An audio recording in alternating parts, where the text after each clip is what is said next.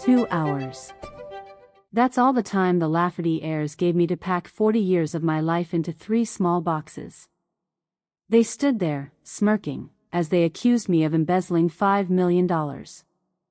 They even bought my mortgage to ensure I'd have nowhere to sleep tonight. They see an old woman who's outlived her usefulness, but I see 3 amateurs who forgot who built their machine. They think they've won, but I'm still holding the master key to their entire dirty legacy. Listen to the end to hear how I handled it, and subscribe to hear more of my journey. The manila folder hits the mahogany with a wet, deliberate thud, the sound of a guillotine finding its mark. I've heard that desk absorbed 40 years of decisions, quarterly reports, tax filings, the quiet rustle of documents that moved hundreds of millions through the Lafferty machinery without a single decimal point out of place. I know the grain of that with the way I know my own handwriting.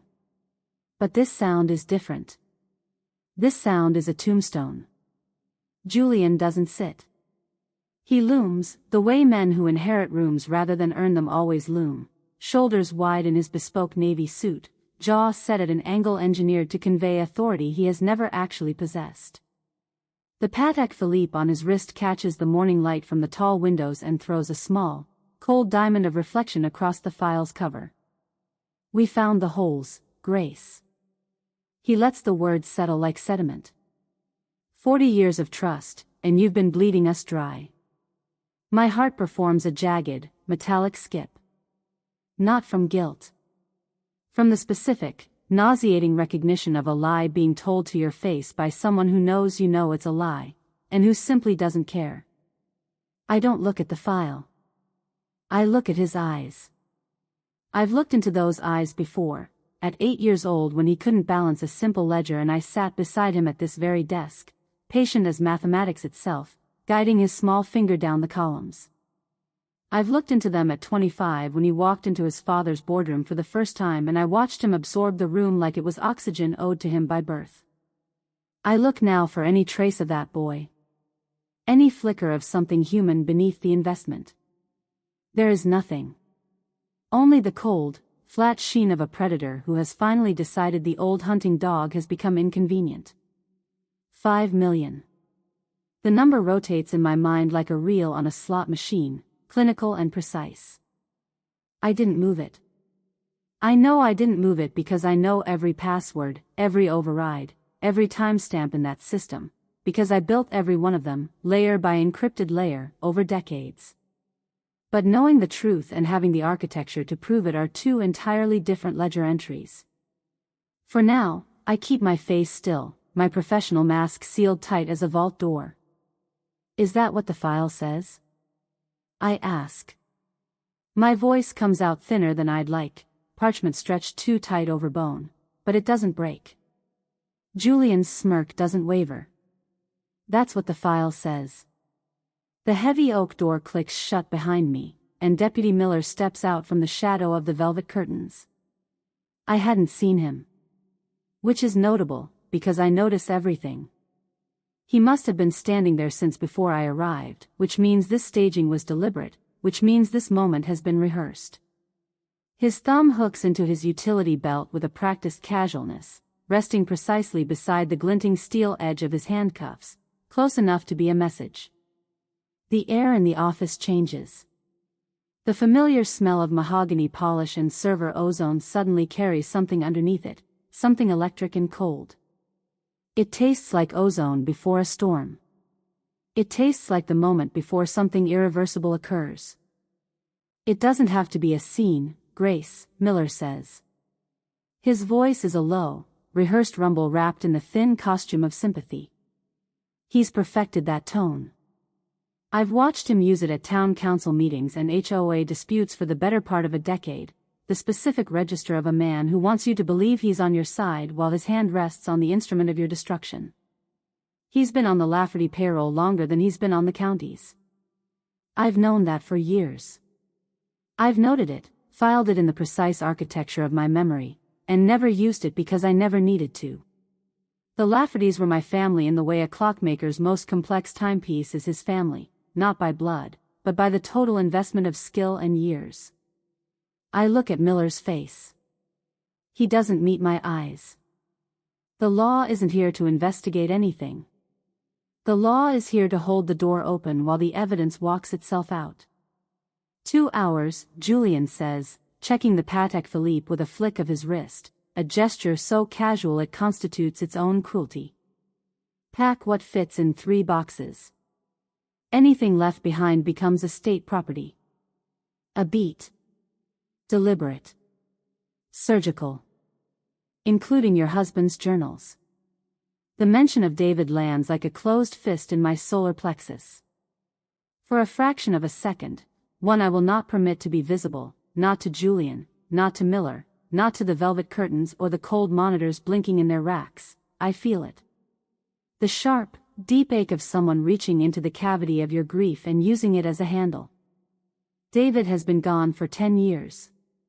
His journals are the last record of his voice, the handwritten observations of a quiet man who loved jazz and carpentry and, inexplicably, me. They sit in the bottom drawer of the small oak cabinet in the corner of this office, a corner I specifically arranged to be mine within this room because David visited me here sometimes, early mornings, bringing 2 cups of coffee and sitting in the worn leather chair without speaking, just being present. Julian knew exactly what he was saying. He reached for the sharpest thing available. I stand up. My spine is a rigid line, a steel rod I've been maintaining through pure will since the moment that folder hit the desk, and I will not allow it to bend now. My salt and pepper hair doesn't move. My jaw doesn't tremble. My professional mask is a fortress, and behind it, something colder and more purposeful than grief begins to organize itself. I don't need 2 hours to leave a sinking ship, Julian, I say. I pick up David's journals first. The cardboard boxes are rough against my fingertips, a jarring, almost offensive contrast to the silk of my blouse. 40 years of quality. 40 years of being the best compensated, most trusted, most invisible fixture in this estate. And now I am packing my life into boxes stamped with a discount retailer's logo that someone fetched from the garage. I move with clinical precision. The vintage silver watch from my wrist goes into the first box. David gave it to me on our 20th anniversary with a card that read for the woman who already knows what time it is. The small leather-bound notebook follows, my personal cipher, shorthand observations accumulated across 4 decades that no one else on earth could decode. Both items fit cleanly. There is a comfort in small, orderly containment. Miller stands by the server rack. His shadow stretches across the floor like a dark stain spreading from a source I can't see. He isn't searching for anything specific, he's performing surveillance. Watching my hands. Watching my face. Looking for the confession they've already written. Every stapler. Every labeled folder. Every monogrammed letter opener feels like a relic of a life I am being forcibly evicted from, item by item, second by second. I am an interloper in my own temple of logic. 40 years of building this room, its systems, its rhythms, its impossible orderliness, and I am now being watched like a shoplifter by a man who couldn't balance his own checkbook without assistance. I keep my movements efficient. Grief is inefficient. I will grieve precisely once, in private, and then I will work. My brain, blessedly, refuses to panic. It calculates. As my hands continue their mechanical sorting, this to box 1, that to box 2, my mind has already migrated 3 layers deeper into the problem. I visualize the general ledger. Not the version Julian is holding in that file, the real one, the one I've maintained in my memory as a parallel record since the first time I noticed discrepancies in Marcus's entertainment expense report 6 years ago. The $5 million figure spins in my mind like a digital tumbler, and I begin the sequence of isolation. Not a gradual withdrawal, lump sum, single event. Julian thinks in broad strokes. He thinks in impressions and atmospherics because the actual mechanism of money has always been my domain, not his. He borrowed my override codes on a Tuesday. I know which Tuesday because I was at the dentist for a root canal from 9 to 11:30 a.m., and I know my login credentials were accessed at 10:47 because I built a passive notification protocol into the system 5 years ago and the alert went to an email account the heirs don't know exists. He was sloppy. He always was. He thinks in lump sums. He doesn't understand decimal architecture. He borrowed the key to a building but forgot the building has 17 sub-basements he's never mapped. The time-stamped entries he thinks he deleted exist in 3 redundant backup locations, one of which hasn't been touched since 2014, when the family migrated to their new cloud infrastructure and declared the legacy system obsolete. They are amateurs who inherited a machine they never understood. I built the encryption layers he's currently hiding behind, and I built the cracks in them too. I finish packing.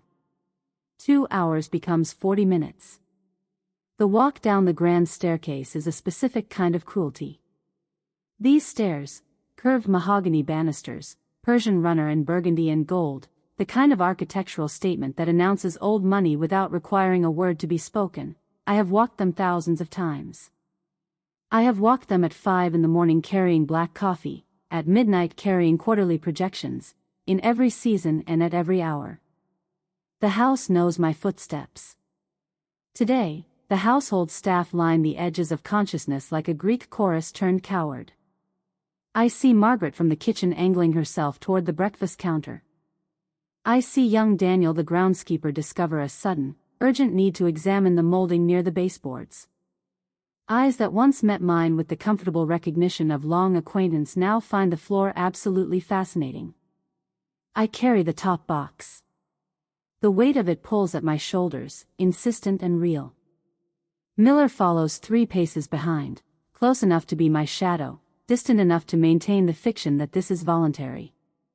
The smell of expensive wax and decades of maintained history moves through me. I am being excised. Not fired, excised. Like a tumor removed from a body that never understood it was the tumor that kept certain infections at bay. My gait is brisk. Efficient. Deliberate. I was built for purpose, and purpose is what will carry me through this door. I will not stumble. Not here. Not in front of them. Serena is waiting at the iron perimeter gates, positioned beside her idling silver SUV with the careful casualness of someone who rehearsed their blocking. She is 40 years old and has the specific, maintained beauty of a woman who views her appearance as a component of her power, which it is, and which I have always noted without judgment. Her designer sunglasses reflect the February Connecticut sun back at me like 2 small, cold mirrors. She doesn't get out of the car. She lowers the window approximately 4 inches. "Oh, Grace." Her voice is engineered warmth, the kind that sounds like sympathy if you're listening at the surface. I have spent 40 years listening beneath the surface. About the cottage.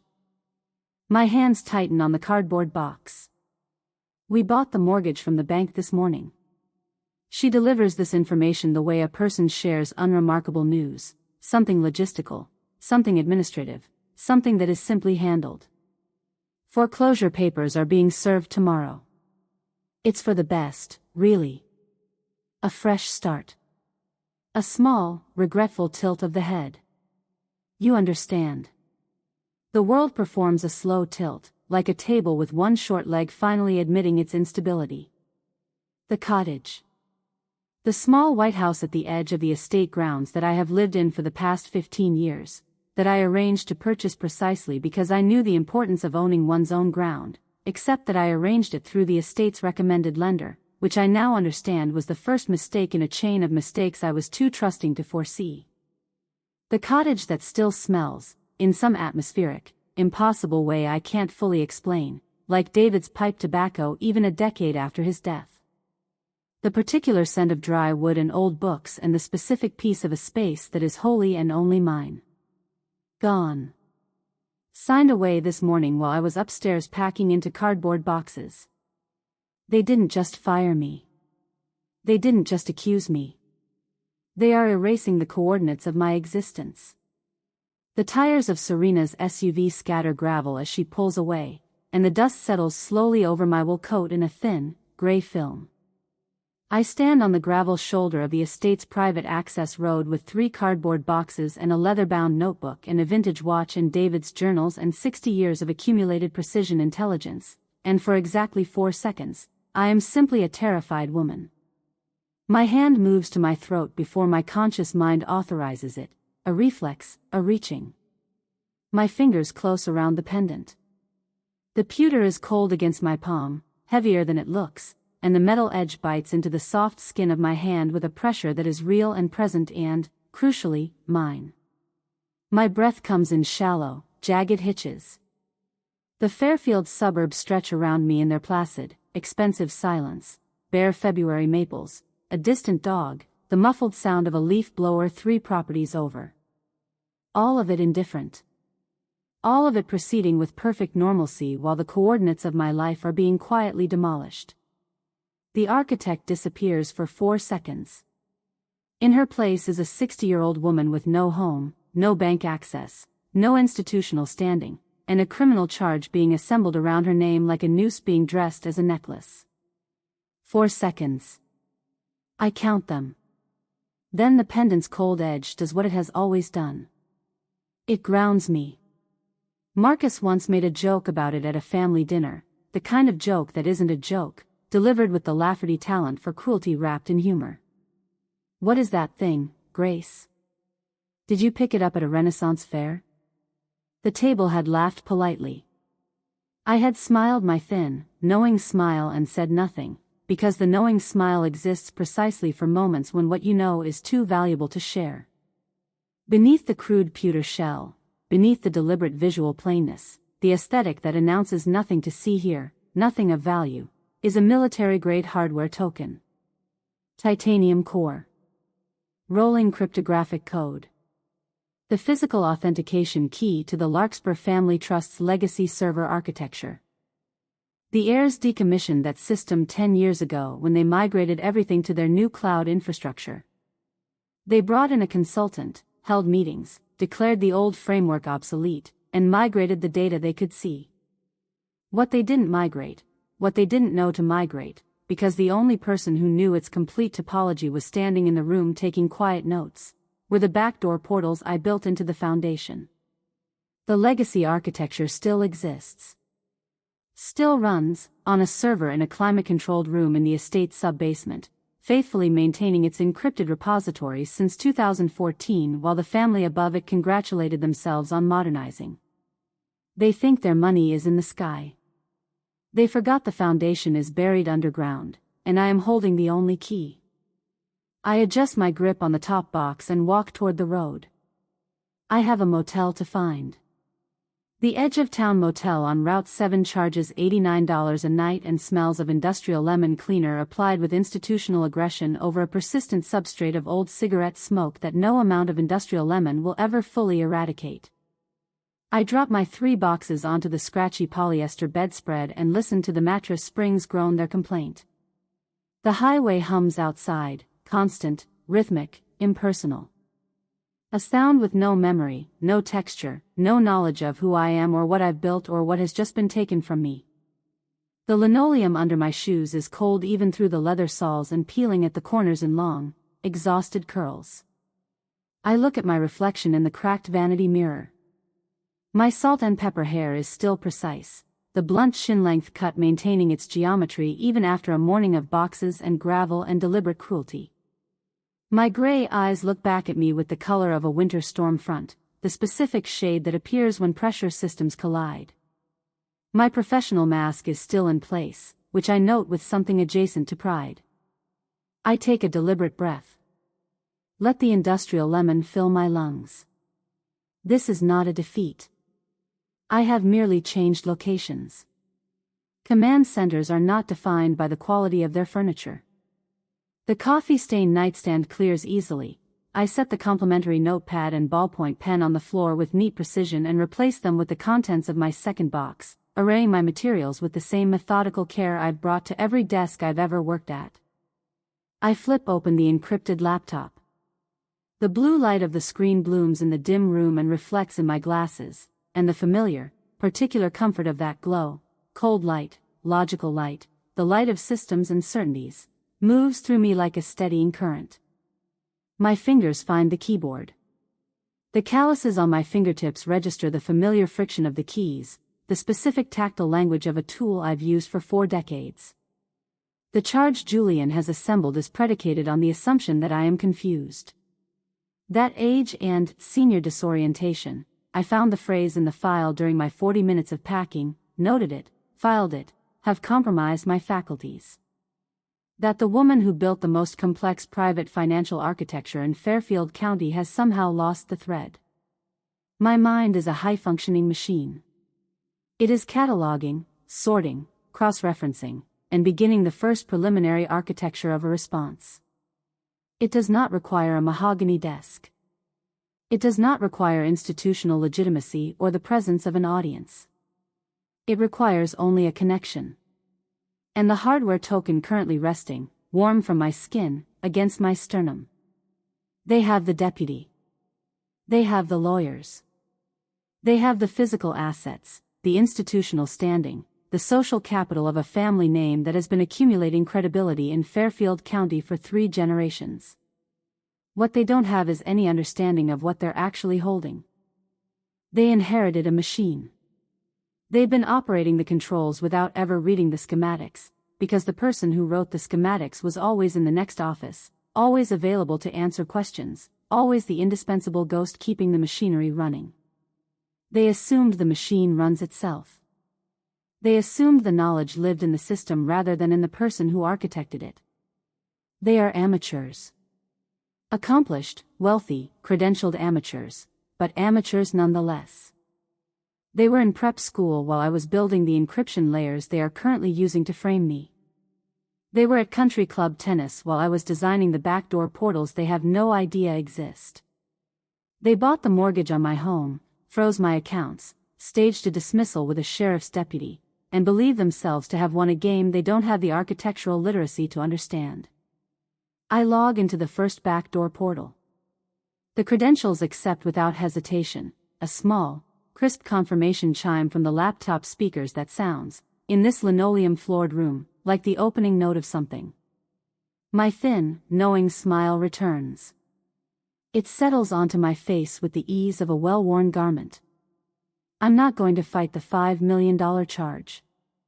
Not yet. Let them believe the story they've written. Let them watch me in my cheap motel room, boxes stacked against the wall, laptop open, and think they see a confused old woman trying to understand what happened to her. Let them consolidate. Let them grow comfortable. I'm going to let them think I'm drowning, while I quietly rewrite the rules of the ocean.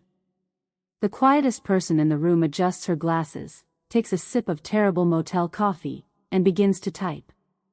The screen glows red. Not the red of an error I can troubleshoot, not a syntax problem, not a corrupted file, not any of the 100,000 resolvable failures I've diagnosed over 4 decades of systems work. This red is administrative. Absolute. The 2 words in the center of the screen are a wall, not a window. Account restricted. Contact your administrator. My breath hitches once. Just once. I click the refresh button, an involuntary, useless tick, the digital equivalent of pressing an elevator button a second time, and watch the screen reload to the same result. I navigate to my personal accounts. Not the Lafferty accounts, not the pension, my personal savings. The account I opened myself at 23 with money earned before I ever heard the name Lafferty. 40 years of dividends, carefully managed and carefully grown. David's life insurance, which I never touched because touching it felt like diminishment, like converting grief into a transaction. All of it behind the same wall. Account restricted. My net worth displays as a row of grayed out dashes. A redaction. A bureaucratic erasure performed in the night while I was packing boxes in the estate's mahogany office. Julian didn't just fire me, he cut my oxygen supply. He understood, or someone advised him, that a woman with resources is a woman who can fight. A woman with $14 in her purse and a locked digital portfolio is a woman who is managed. I count the bills in my wallet twice. $14. 110, 2 twos. The most significant number in my life, suddenly. The complete sum of my liquid reality. I set my hands flat on the nightstand and pressed them down, hard, feeling the cold laminate against my palms. I am a master of systems. I have spent my career understanding how institutional power moves, how money flows, how the architecture of financial control is built and maintained. And I am currently being processed through that same architecture like an error to be purged. I know how this works. That knowledge, at least, they cannot freeze. I click refresh one more time, allow myself the information that yes, it is still red, and then I close the browser. The email arrives 13 minutes later. The subject line is a dense string of legal citations, a series of case numbers and statute references that announce themselves not to inform but to intimidate, designed to look like a wall of expertise that no layperson could scale. The sender is a firm I recognize, Hollister, Crane and Associates, outside counsel the Laffertys have retained for adversarial proceedings since 1998. I drafted the original engagement letter. The attachment opens to 17 pages. I read the first 4, which contain the substance. The remaining 13 are supporting citations, which is a lawyer's way of billing by the pound. The core, the confidentiality and non-disparagement agreement I signed in 1994, a document that felt, at the time, like a reasonable protection for a family entrusting their financial architecture to one person, has been reactivated and weaponized. Any contact with media, outside auditors, regulatory bodies, or competing financial institutions will trigger a liquidated damages clause, $2 million, due immediately. They've built a cage made of my own signatures. 30 years old, and it still holds. I lean back in the motel chair, its rigid, unpadded spine biting into my vertebrae. I stare at the ceiling, a texture of small, uniform bumps that some contractor applied decades ago, probably as an act of optimism about covering something worse underneath. My professional integrity was my shield. The reputation I maintained across 4 decades, never a question, never an irregularity, never a single entry in the ledger of doubt, was the moat around the castle. And Julian understood, or was advised to understand, that a woman with an unblemished professional record has something to lose. He's using my own scrupulousness as a garrote. If I speak to anyone, he can claim the NDA was violated and pursue $2 million in damages I cannot pay. If I stay silent, the $5 million charge builds its case uncontested. He has cauterized my tongue and then told me to go ahead and speak. I fold the document with precise creases and set it on the nightstand. My hands do not shake. The knock comes mid-morning, sharp, 3 beats, the specific rhythm of official business. I check the peephole before answering. A woman in her late 30s, sensible beige blazer over a cream blouse, dark hair pulled back into a practical ponytail, clipboard held against her chest at an angle that reads documentation in progress. The kind of person who comes to your door believing they are helping you. Grace? My name is Sarah Jenkins. I'm with Adult Protective Services. The air in the room goes thin. Not metaphorically, I mean it in the physiological sense, the way stress can suddenly make the simple act of breathing feel like a conscious, effortful choice. I have dealt with APS cases in my professional capacity. I know what a petition for guardianship looks like from the institutional side. I know what this visit means. I open the door a crack. The scent of her perfume drifts in, something floral, something cheerful and well-intentioned, and clashes with the motel's industrial lemon in a way that seems to summarize the entire situation. She is sincere in the wrong direction. She has been given a file, and the file describes a woman in crisis, and she has come to help that woman, and the woman she has been told about does not exist. Her expression carries the specific, practiced pity of a professional who has learned to project compassion as a function of de-escalation. The way you'd look at a broken clock, sympathetic, but not surprised. Not expecting the clock to suddenly tell you the time. She is not here to protect me. She is here to catalog my decline. The Lafferty family is very concerned, Sarah says, stepping into the room without an invitation, a small, habitual presumption that I note without comment.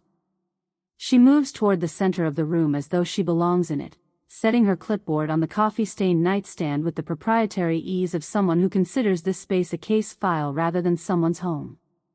Their concern has been documented, I say. I keep my voice level, each word placed with the deliberate care of someone who understands that everything said in this room may be transcribed. She uses the word lapses. A soft word, a clinical word, the kind of word designed to feel kind while doing the work of something much harsher.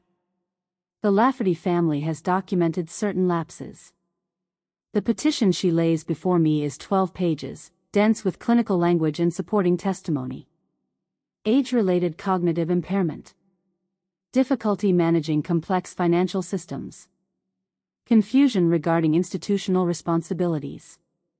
The $5 million missing from the estate's primary holdings is not described, in Sarah's notes, as theft.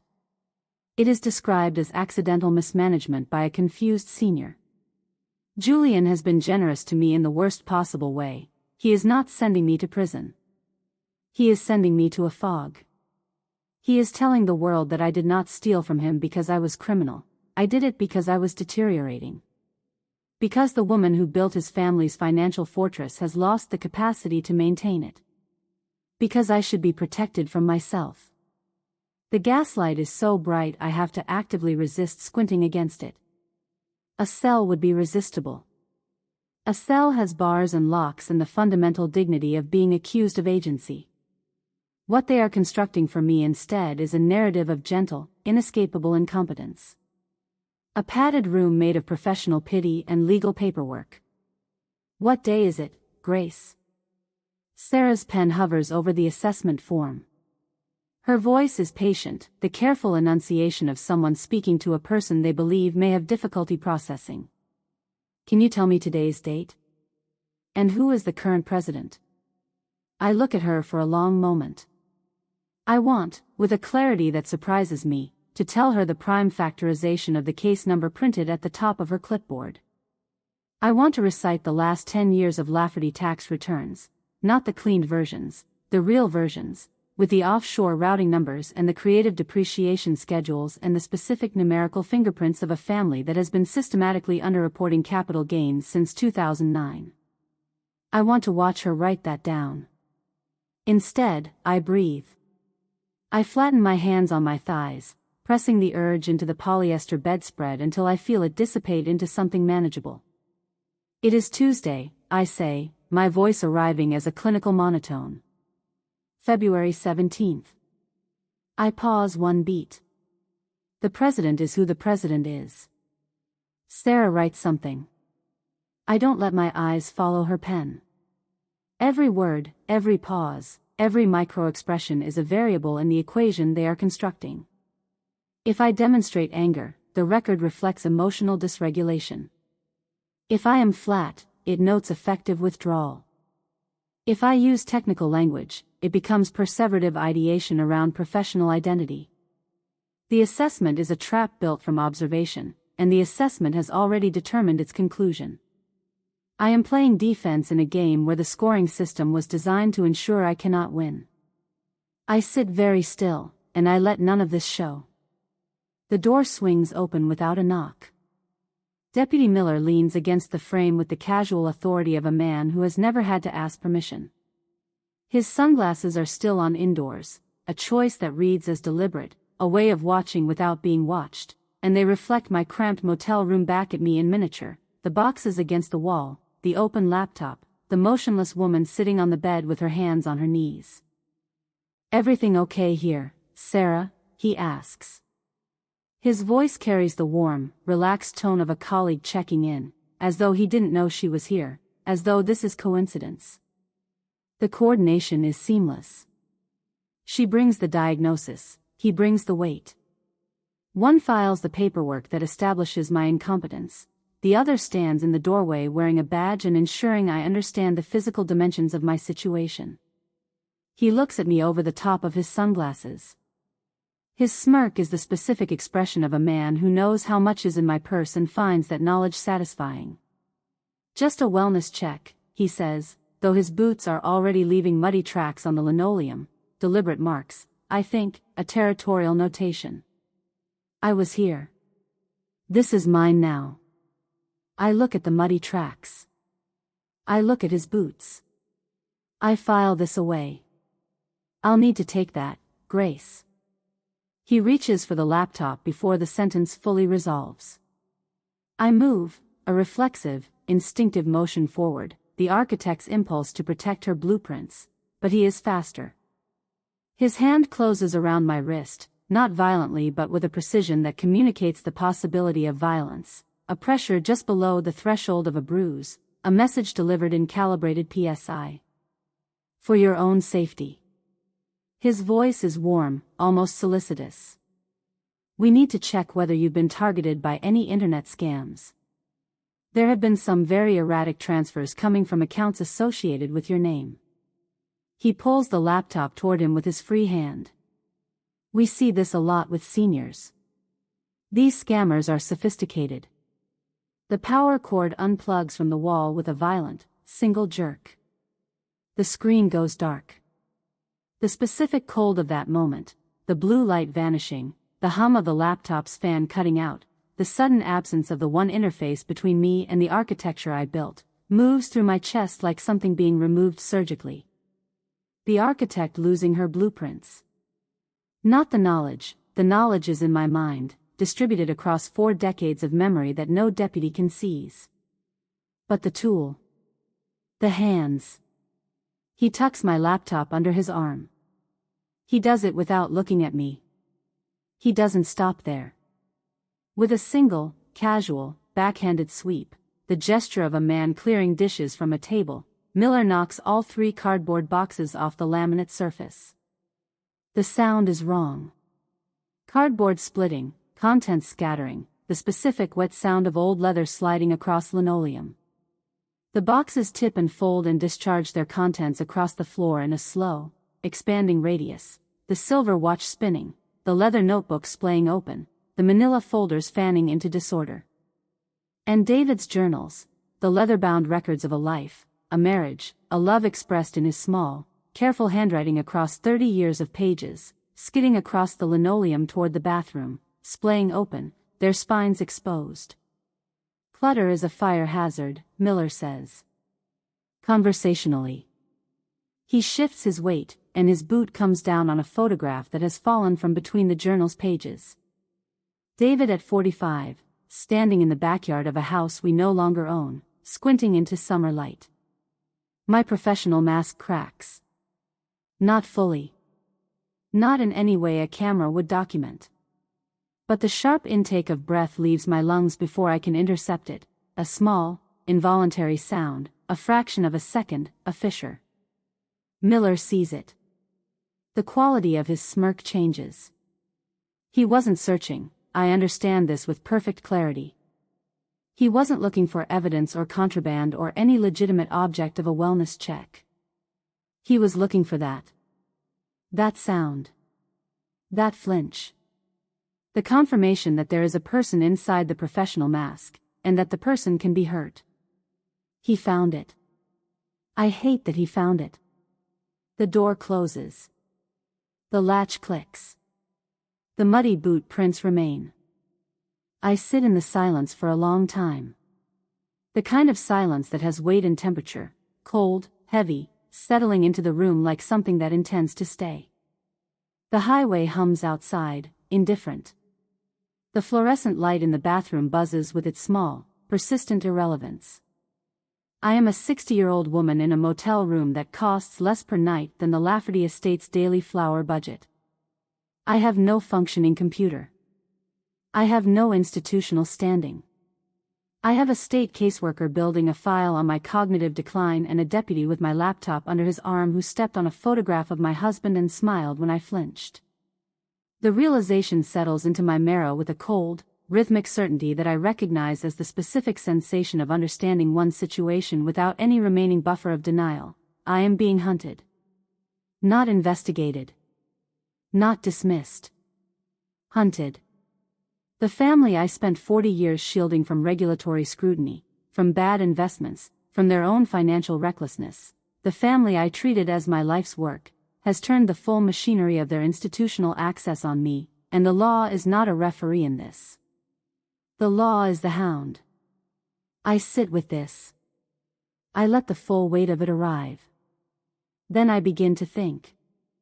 The envelope appears an hour later, no knock, no announcement, simply the sound of heavy paper sliding under the door. I watch it happen from the bed, the white rectangle emerging incrementally from the gap between the door and the linoleum, traveling perhaps 2 feet before stopping. I do not rush to pick it up. Inside, a formal legal demand on Hollister, Crane and Associates letterhead, 2 pages, precise and complete.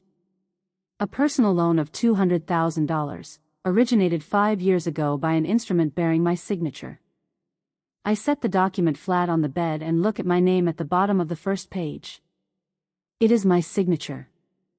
The loops of the G, the way the A in Grace slightly angles right, the connected flow of the letters, it's accurate in the way that a forgery built from studying dozens of original samples is accurate. I have signed tens of thousands of documents. Someone with access to those documents and sufficient patience has assembled this. The signature harvested, most likely, from a routine holiday card or a casual letter of recommendation, something I signed without the formality that produces legal scrutiny. 5 years ago, I took out a personal loan of $200,000 from the Lafferty estate. I did not take out a personal loan of $200,000 from the Lafferty estate. I traced the forged loops with one fingertip, slowly, the way my father once traced the gears of a clockwork mechanism he was teaching me to understand. Looking at the structure of it. Feeling how it was made. They are not just taking my future. They are editing my past. Replacing the actual record of 40 years of scrupulous service with a fabricated history of dependency and mismanagement.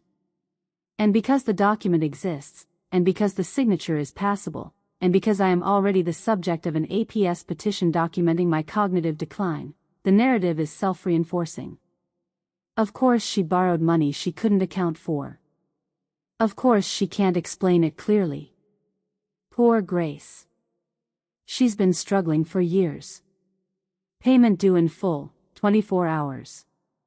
The bolded line sits in the center of the page like a detonator. I read the enforcement clause.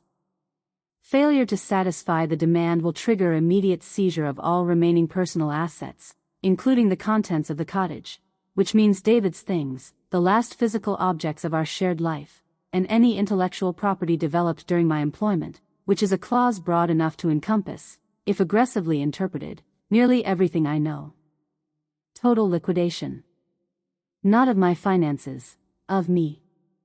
They are attempting to reduce the 60 years of grace to a debt instrument, a legal liability, a case file.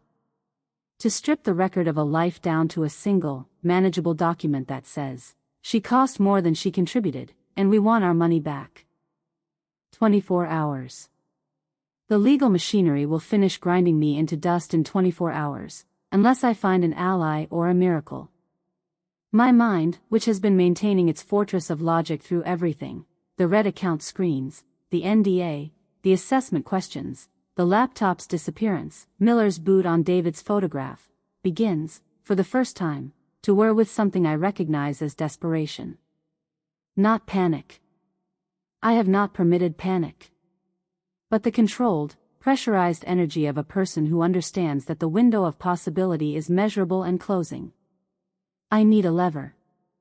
I need one person who is not inside the walls of what the Laffertys have constructed around me. The sun drops behind the highway overpass and takes the last of the day's color with it. The motel room fills with the particular gray of an early February dusk, not dark yet, but light that has given up on being warm. Shadows stretch across the floor in long, distorted forms, and I watch them move across the linoleum with the slow patience of a woman who has nothing left to do but think. They have taken the home. They have frozen the money. They have seized the computer and scattered the boxes and established a legal framework in which my own voice is evidence of my unreliability.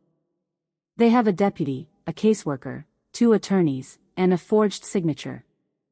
They have the institutional apparatus of a family that has spent 3 generations learning how to use Fairfield County's systems for their own purposes. They think they've won because I'm sitting in the dark. I reach up and close my hand around the pendant. The pewter is cool at first, it's been away from my skin while I was thinking, and then warms quickly against my palm, the metal conducting my body heat back to me in a slow, grounding exchange. The hardware token inside it. The access key to the system they forgot existed. The game hasn't ended. It has changed format. And I have spent 40 years building the architecture of the next move. The payphone is at the far end of the motel's exterior walkway, bolted to the cinderblock wall between the ice machine and a door that hasn't opened since I arrived. It smells of sour breath and cold metal and the accumulated residue of 10,000 desperate conversations. I haven't used a payphone in 15 years. I didn't expect to need one again.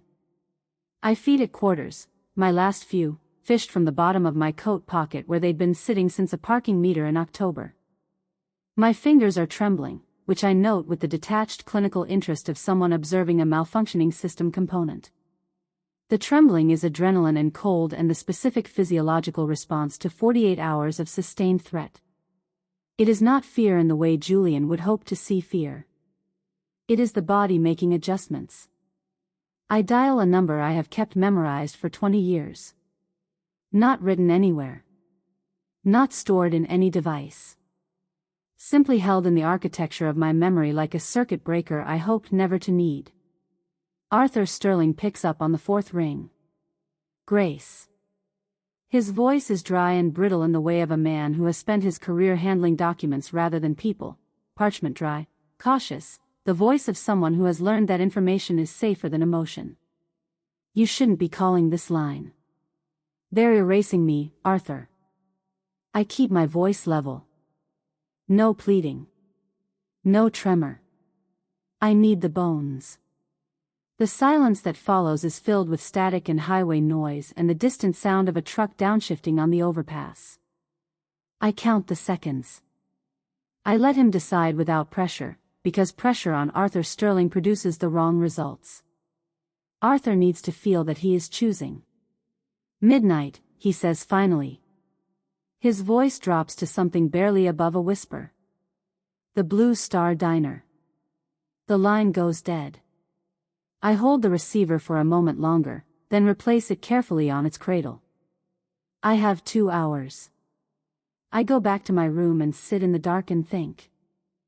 The Blue Star Diner is a fluorescent-lit island in the middle of a Connecticut highway's commercial strip, all bright windows and laminate countertops and the specific aggressive cheerfulness of a place that operates 24 hours because the night has its own clientele.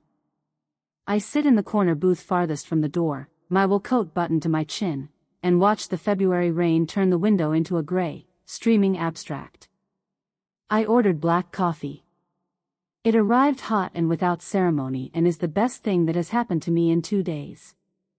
Sterling comes in at 7 minutes past midnight, which tells me he circled the parking lot first, checking vehicles, assessing exit routes, doing the nervous calculus of a man who has spent his career in the shadows of powerful families and has developed the instincts of a prey animal as a result.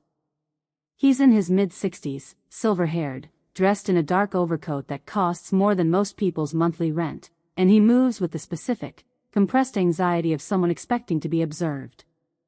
He slides into the booth across from me without a greeting. Sets his briefcase on the bench beside him. His eyes move to the windows, the door, the counter, and back to me in a rapid circuit that he clearly believes is subtle and is not. Arthur, I say.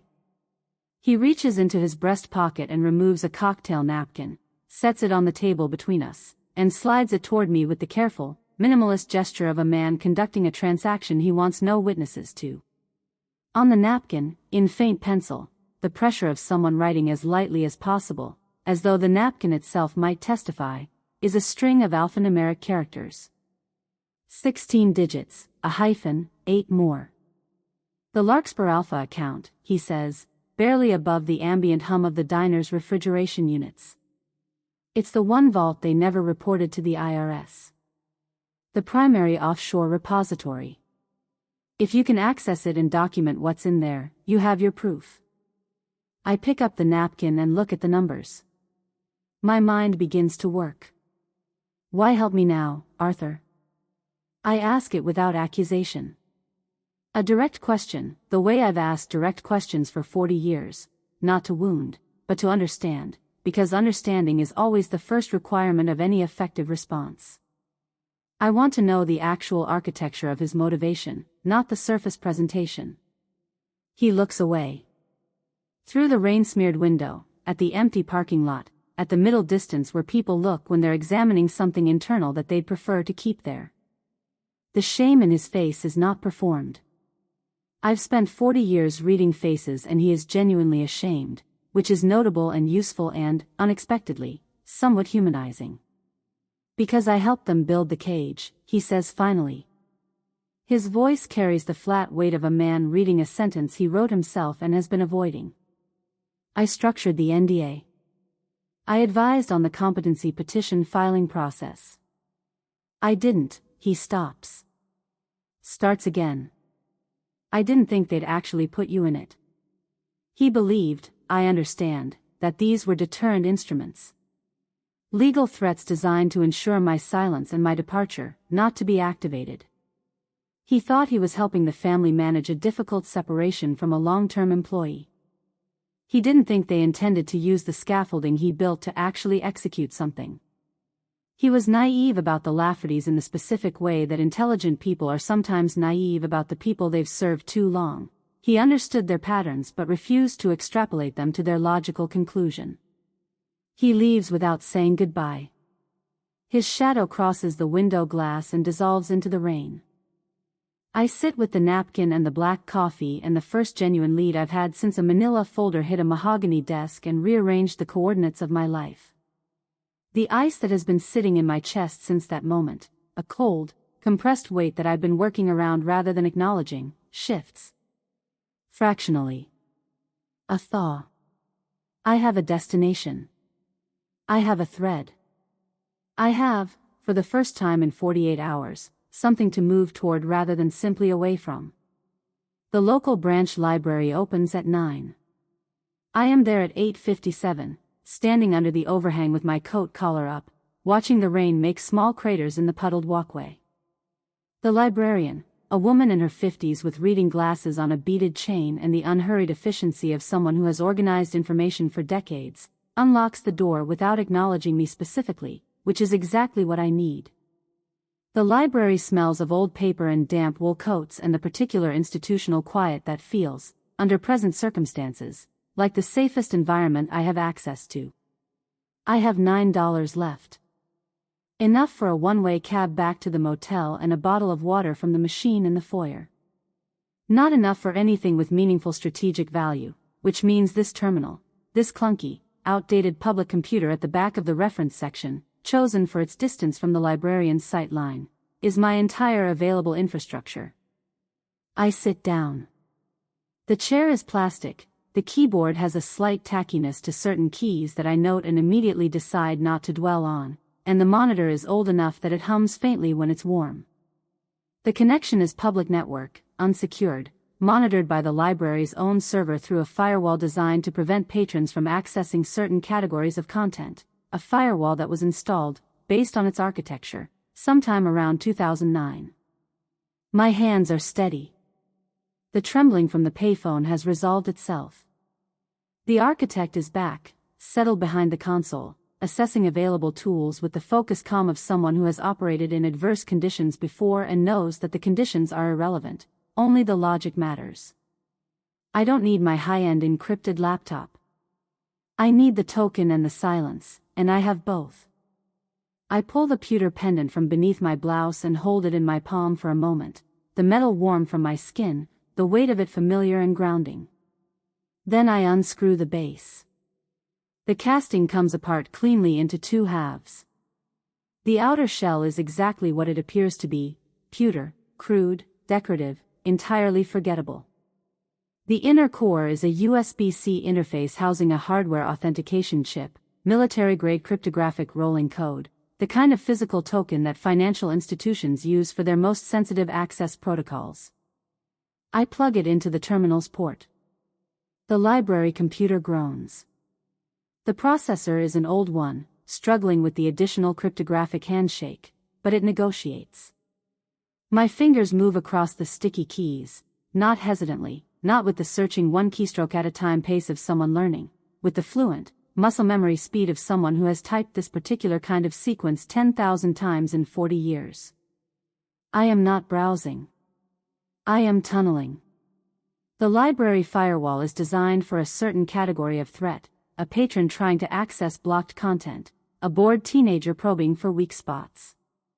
It is not designed for a woman who spent 3 years in the early 1990s building backdoor pathways into a legacy server architecture and who still remembers every single one of them in precise detail. The ghost paths were never discovered because they were built to be invisible to modern security scanning software, not because the scanners missed them, but because they exist in a protocol layer that the scanners don't know to look for. You cannot detect what you don't have the conceptual framework to recognize. I enter the first legacy corridor. The screen flickers once. Access granted. The words appear in a flickering green monospace font, the specific visual language of the legacy system, pre-modern interface, a screen that looks like it belongs to 1994 and in some essential way does. I am inside the original architecture, past the cloud migration, past the modern security stack, in the foundation of the thing itself. The Larkspur Alpha account opens before me. Even now, even under these circumstances, there is a moment of involuntary professional appreciation. The structure is elegant. I built it to be elegant, a digital cathedral of subfolders and nested repositories, the accumulated financial architecture of 3 decades of Lafferty money moving through channels that were designed to be invisible to regulatory eyes. The hidden distributions. The offshore classifications. The creative depreciation structures that Julian's father began building in the 1980s and that I maintained, and documented, and never reported, because 40 years ago I signed a document and told myself that loyalty was its own integrity. I see the proof. Everything I need to clear my name is here, the actual timestamps, the actual origin points, the actual fingerprints of what Julian did with my override codes on a Tuesday morning. Something releases in my chest. Something that has been locked since the manila folder landed on the mahogany. My heart hammers a rhythm that is, for the first time in days, something adjacent to triumph. I reach for the documentation protocol. And the numbers start to move. A scrolling ticker appears at the bottom of the screen, a function I built into the legacy architecture as a real-time monitoring notification, designed to alert the primary administrator to any significant account activity. I built it. I recognize it. And what it is showing me stops my hands above the keyboard like a physical force. Inbound transfers. Rapid fire, sequential, each one larger than the last. $500,000. A pause of 3 seconds. $1 million. Another pause. Then in accelerating increments, $750,000, $1,250,000, $1,500,000, climbing with the mechanical relentlessness of an automated process executing a pre-written script. The ticker stops at $5 million. The exact figure. The specific, exact figure from the accusation in Julian's file. $5 million, arriving in the Larkspur Alpha account in real time, being processed through a series of offshore shell companies in a crypto-mixing sequence, a laundering protocol that takes funds and routes them through enough intermediate accounts to make the origin point cryptographically untraceable. The origin point of the transfers displays in the header field of each transaction. It is my encrypted digital signature. My blood does not turn cold.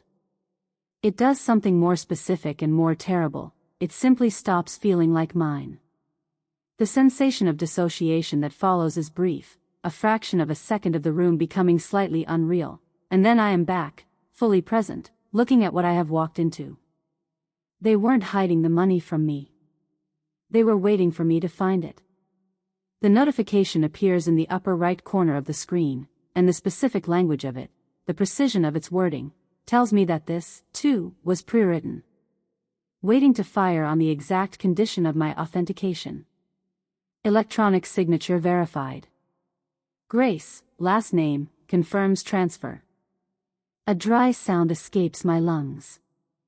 Not a sob, not quite, the architecture of a sob, the physical precursor, the intake of breath and the compression of the chest and the moment before the sound arrives that never actually becomes the sound. I don't cry.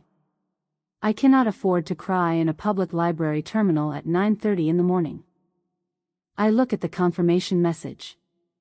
I look at the timestamp, 9:27 a.m., current date. I look at the transfer totals.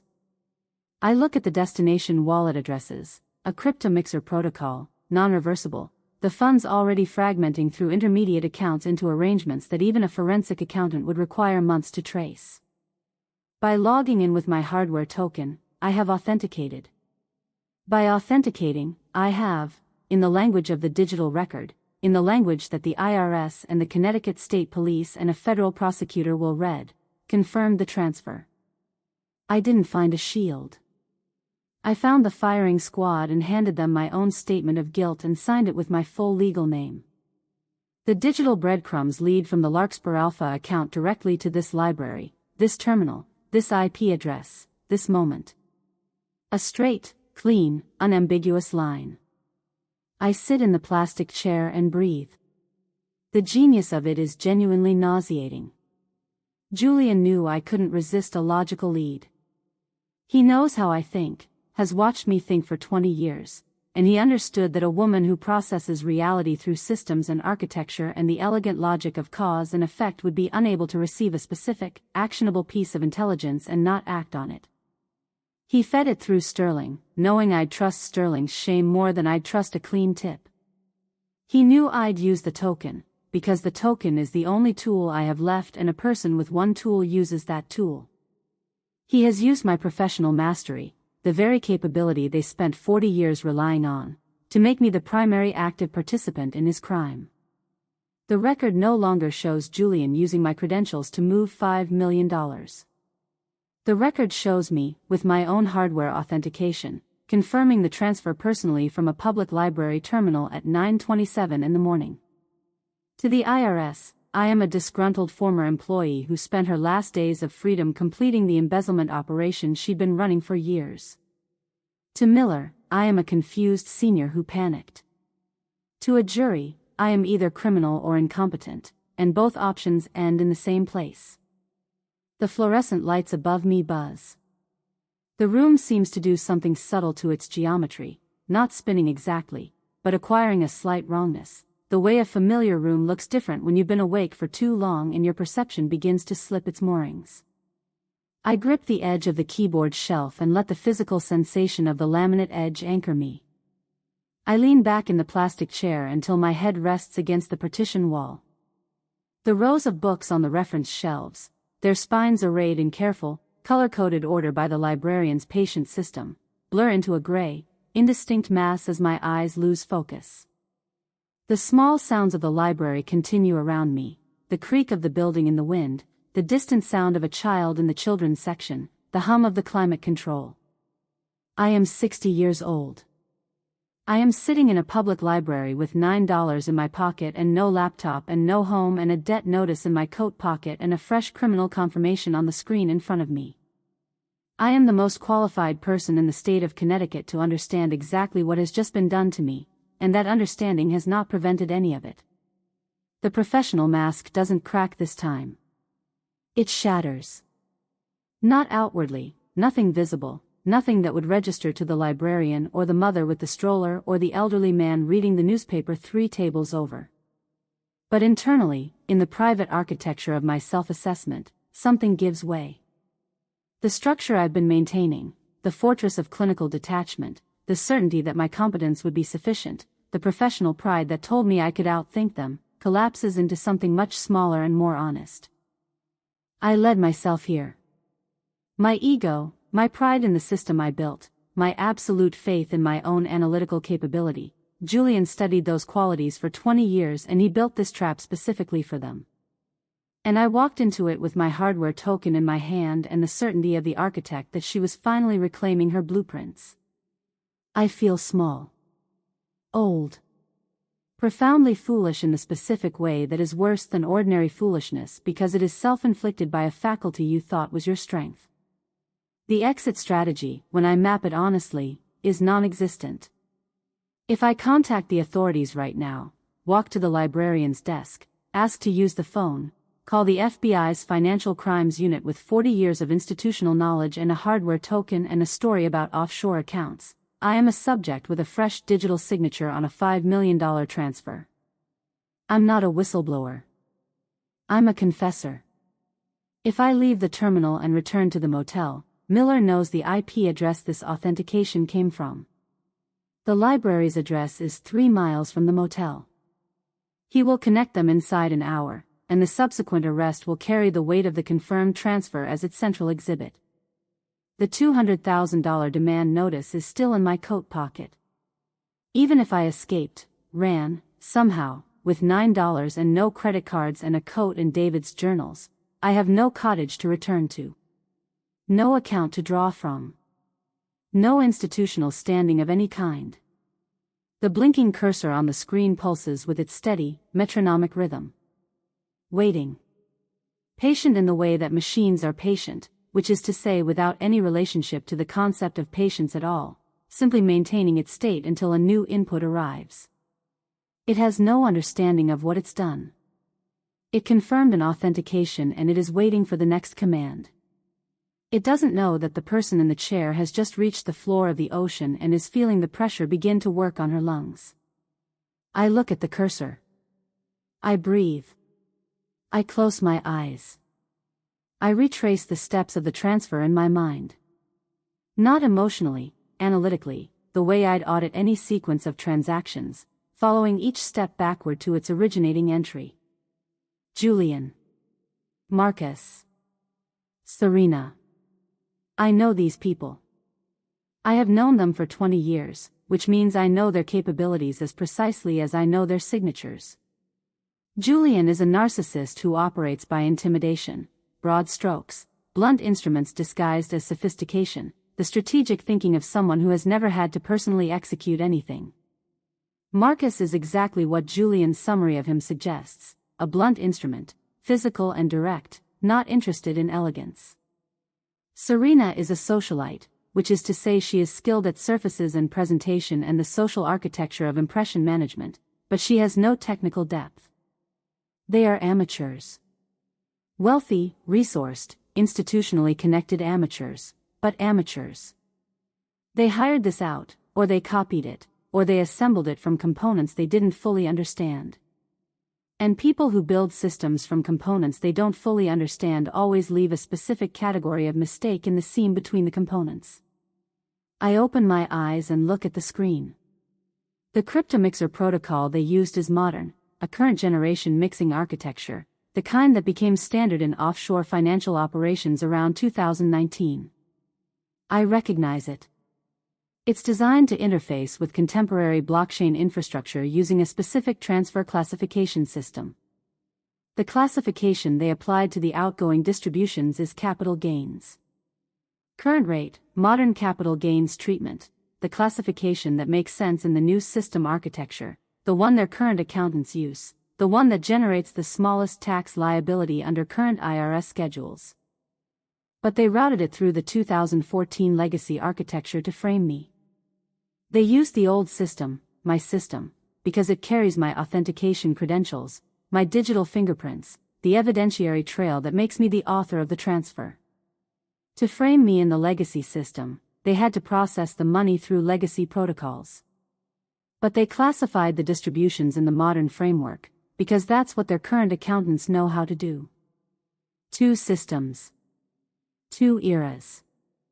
1 transaction. The seam. I lean forward. My eyes are sharp and fully focused, the gray of them clarified by something that is almost, not quite, but almost, the specific electric sensation of a solution resolving out of apparent impossibility. They made a mistake. An arrogant, sloppy mistake born from the same assumption that has always made wealthy inheritors dangerous to themselves, the belief that the person executing the technical work doesn't need to understand what they're doing, only that it gets done. They tried to be modern in a legacy world. And in doing so, they left a thread. And I can see exactly where it leads. I don't delete the transfer.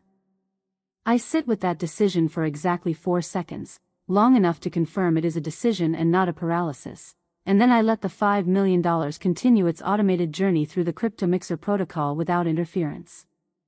The sequence runs. The ticker completes.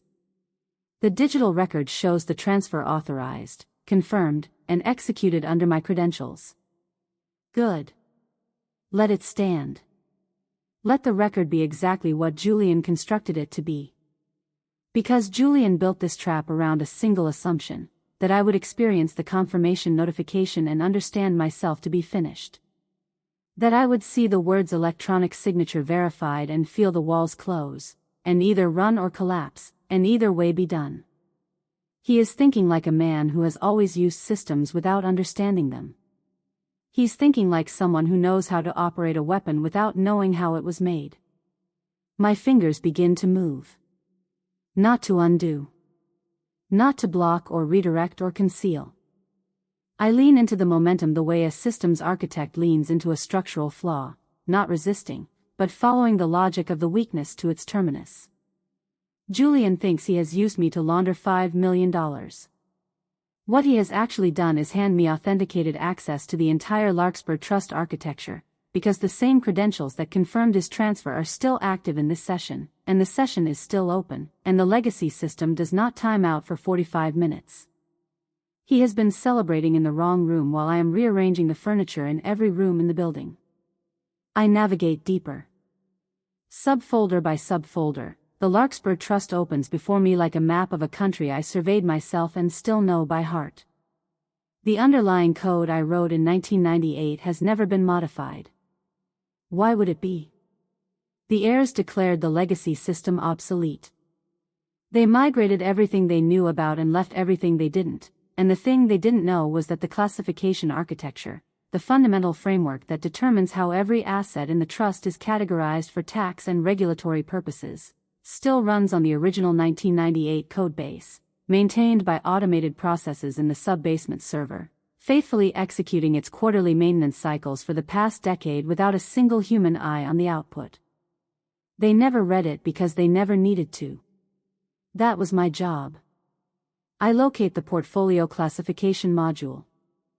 The entire $40 million offshore portfolio, accumulated over 3 generations of creative Lafferty accounting, structured as protected capital gains and reinvested assets under a framework designed to minimize tax exposure indefinitely, to keep the money categorized in the protected status that allows it to sit and grow without triggering a taxable event. I review the parameters. I check the command syntax, not because I've forgotten it, but because precision is not the place to operate from memory when the margin for error is absolute 0. Then I execute 3 commands. The reclassification takes 11 seconds. The portfolio status field updates across 47 subaccounts, each one flipping from its protected classification to the new designation with the quiet, mechanical finality of a row of dominoes completing their fall. Direct personal income distributions. In the administrative and tax record of the United States Internal Revenue Service, Julian Lafferty, Marcus Lafferty, and Serena Lafferty have just personally received $40 million in direct income from their family trust. Tonight. In a single distribution. Without withholding a single cent. The trust didn't protect the distribution. The trust made the distribution, to them, personally and directly, and the record shows it executed at their instruction, because the authorization trail in the legacy system, the one they used to frame me, shows their fingerprints on the session that preceded mine. They opened the door. I simply reclassified what walked through it. I lean back for a moment and allow myself to understand what I've done. The top federal income tax bracket is 37%. 37% of $40 million is $14.8 million, call it 15, given state penalties and the interest that begins accruing at the moment of the distribution. $15 million in immediate tax liability, owed by 3 people whose liquid assets are tied up in an estate the government is about to take a very close look at. They wanted to steal $5 million. They will owe the government 3 times that amount by morning. The IRS's automated flagging algorithms, systems I studied in detail during a 2-year deep dive into federal tax enforcement architecture, purely for the intellectual pleasure of understanding how the government catches the kind of thing I'd spent decades helping the Laffertys avoid, are designed to detect exactly this pattern: a massive, unwithheld income distribution from a private trust to named individuals, filing status unresolved, no quarterly estimated payments on record. The flag will generate automatically. The flag will escalate automatically. By the time the markets open tomorrow, there will be a case number associated with the Lafferty family's accounts in a federal system that does not accept phone calls from county deputies. I take a breath. I'm not finished. The IRS whistleblower office portal loads on the library's slow connection in a way that makes me acutely aware of every second of the session clock. I navigate to the submission form with the focused efficiency of a woman who has spent 40 years preparing, without knowing it, for exactly this filing. The evidence package takes shape with the methodical precision of a forensic audit report, because that is exactly what it is. The Larkspur Alpha account documentation, the real records, the complete ledger of offshore holdings never reported to the IRS across the past decade. Sterling's alphanumeric key. The transfer sequence Julian constructed using my credentials, which now serves not as evidence of my guilt but as a documented record of the heirs' money laundering operation, their fingerprints on the session initiation, my credentials used without authorization, the crypto-mixer protocol consistent with active concealment of taxable income. The forensic map of evasion tactics. 40 years of institutional knowledge, organized into a submission document with the clarity and logical architecture that has defined my professional output for 4 decades. I include the reclassification I executed tonight. I document the rationale: a system administrator restoring accurate tax classification to assets that had been improperly categorized. This is, precisely and technically, what I did.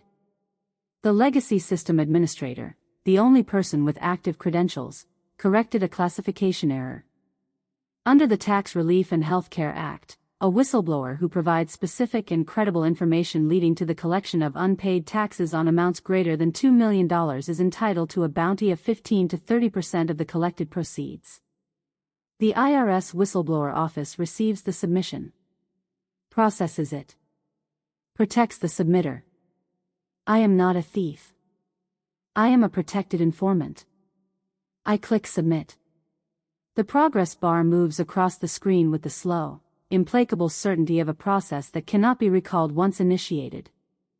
The data transmits to federal servers in a stream that is, by law, encrypted, protected, and preserved.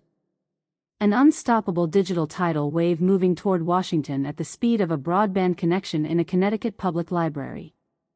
The confirmation number appears on screen. I memorize it in 4 seconds. The library announces closing in 10 minutes over a gentle PA system. I have been here for 5 hours. I spend the final minutes on the terminal performing a deep-level session wipe, clearing cache, scrubbing browsing history, purging the local session data with the same thoroughness I'd bring to any sensitive data management task.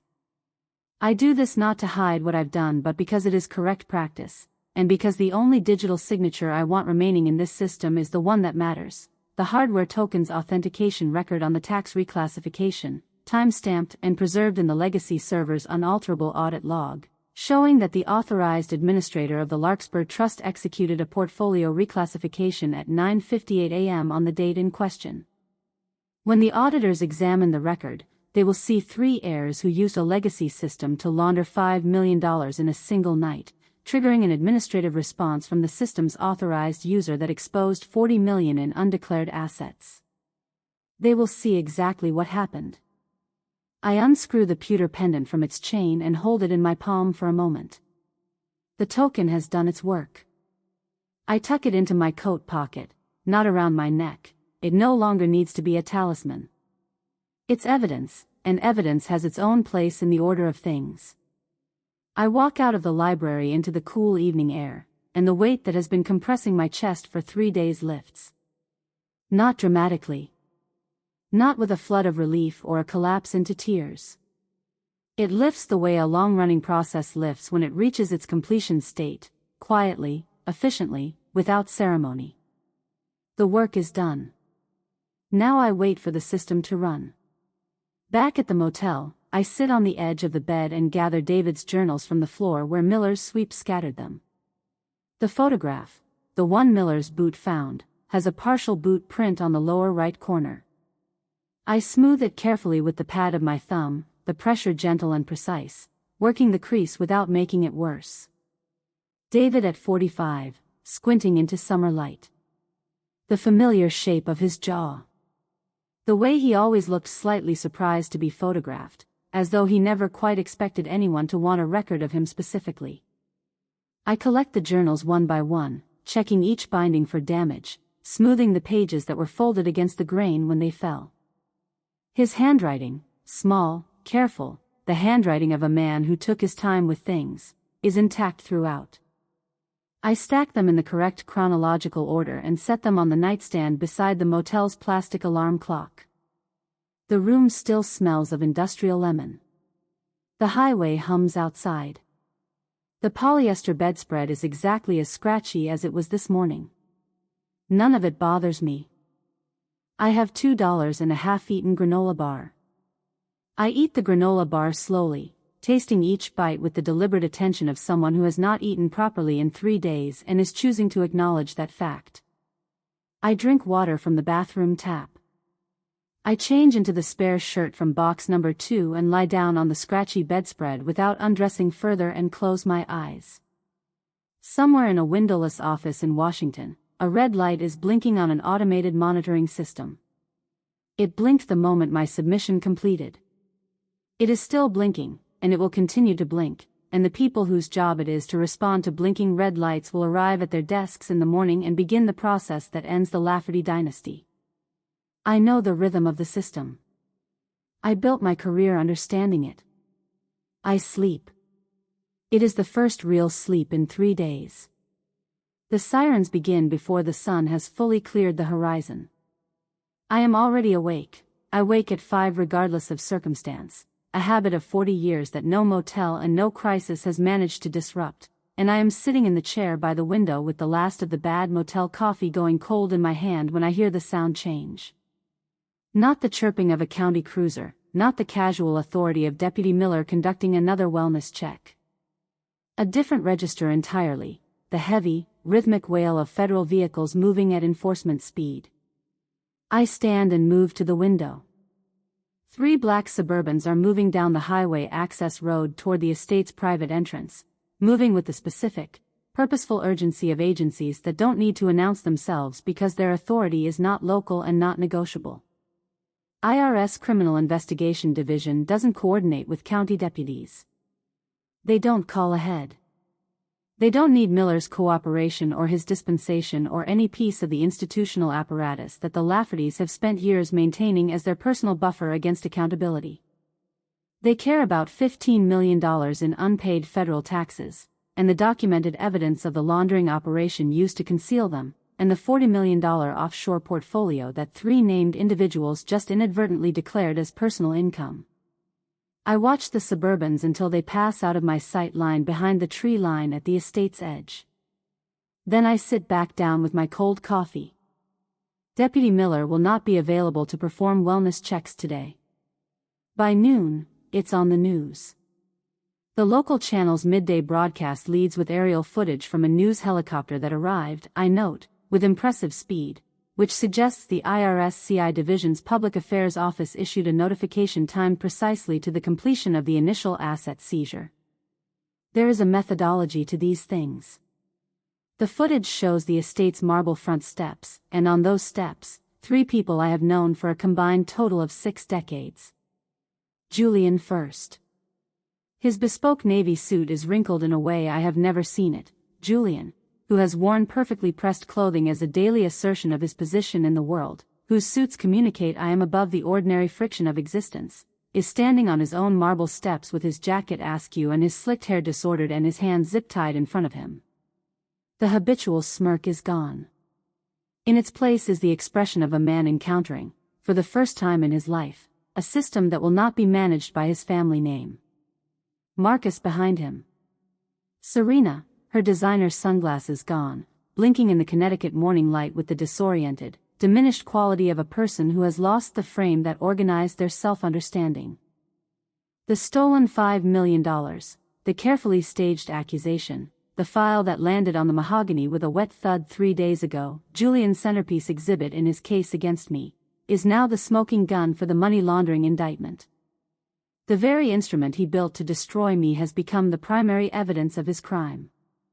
The fraudulent accusation, the forged signature, the cryptomixer protocol with its clearly documented origin session, all of it now reads as a record of what the Lafferty heirs did, not what I did. They are being crushed by the machinery they tried to use as a weapon. I turn off the television and sit in the silence of the motel room. I look at David's journals on the nightstand. I touch the pewter pendant in my coat pocket.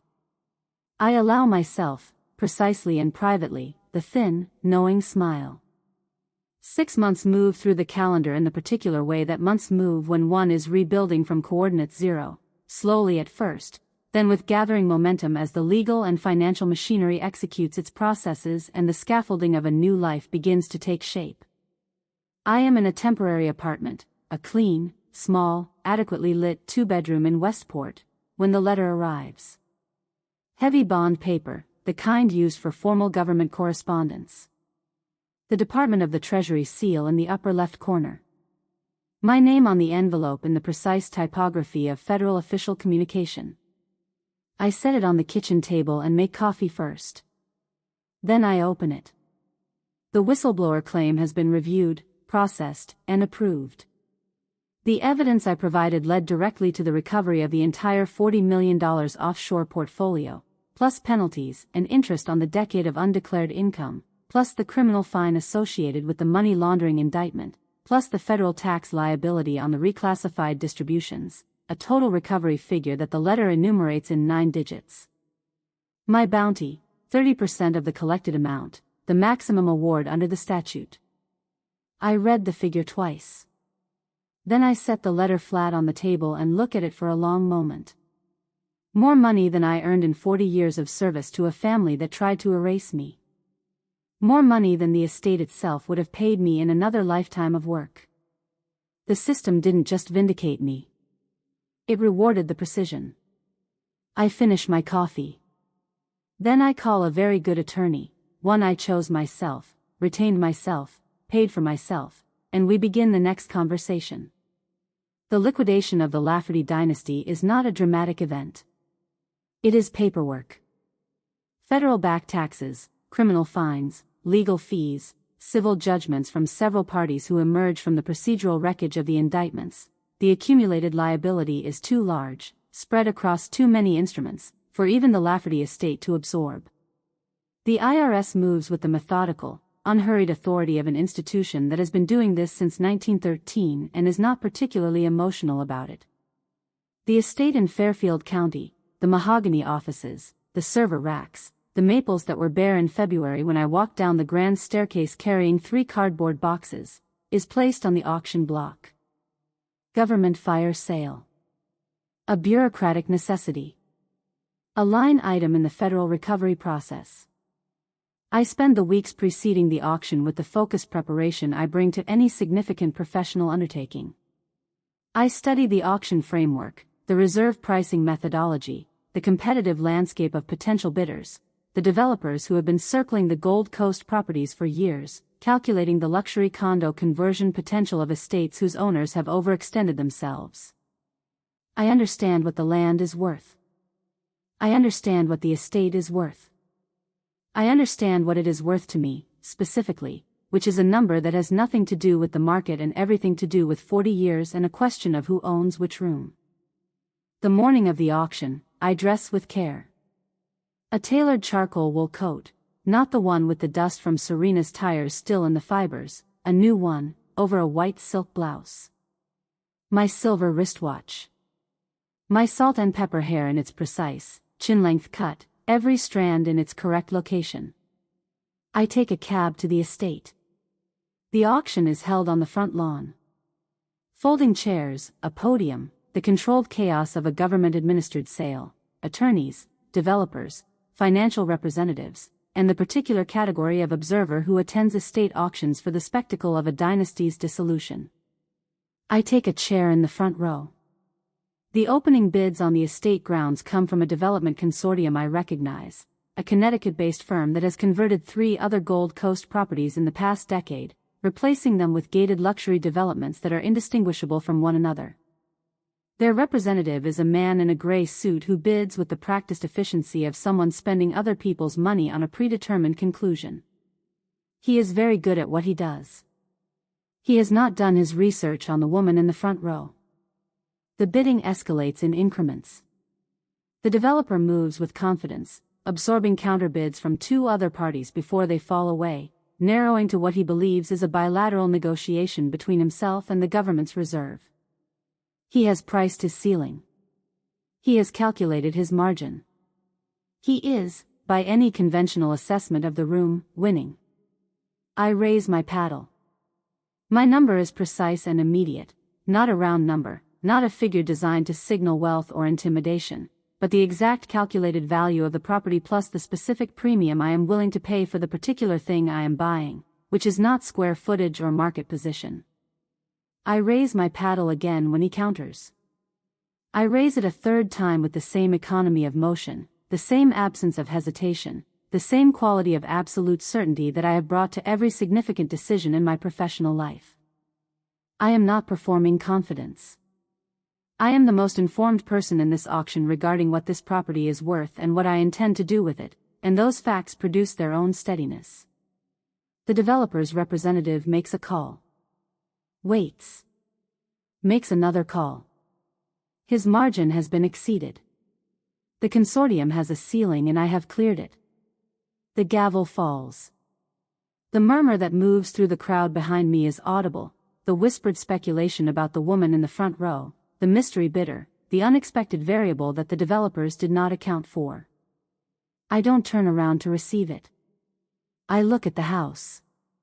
The front door. The iron gates. The bare winter maples. The architecture of 40 years. I walk into the mahogany office alone. The federal inventory process has been thorough, the server racks are tagged, the filing cabinets stand open, the heavy velvet curtains have been pulled aside to allow access for assessors.